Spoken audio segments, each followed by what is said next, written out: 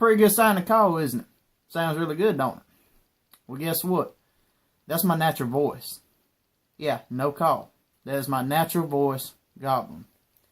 And so that's pretty much what this video is going to be on today, on how to naturally voice gobble with the voice that you use every day, on how to gobble with it, okay? Now, first of all, you know there's a variety of calls out there on the market. I think I've showed you guys how to gobble on a mouth call. You know, like I said, there's a variety of other calls out there on the market that is made specifically just for gobbling.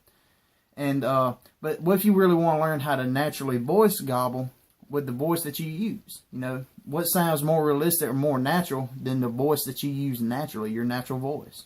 You know what I mean? So basically, I'm gonna kind of give you guys some tips on how to natural voice gobble.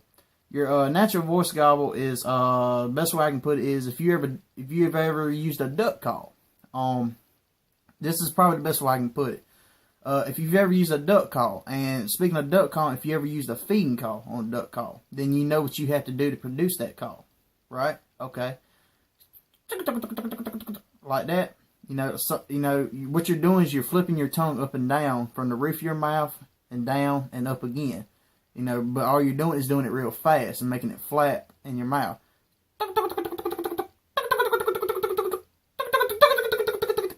That's all you're doing, okay?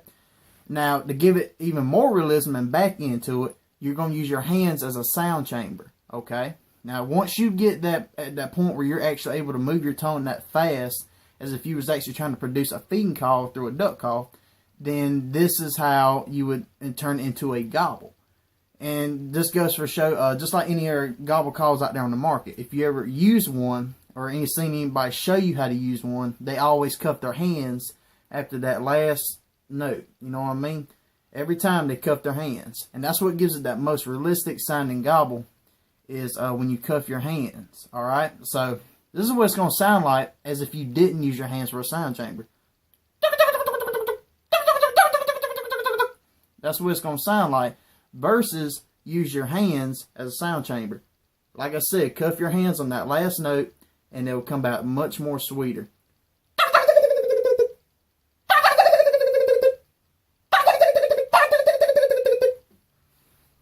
That's how you natural voice gobble.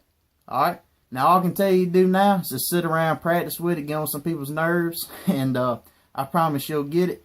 It's a cool little technique to learn, and I hope you guys enjoyed the video.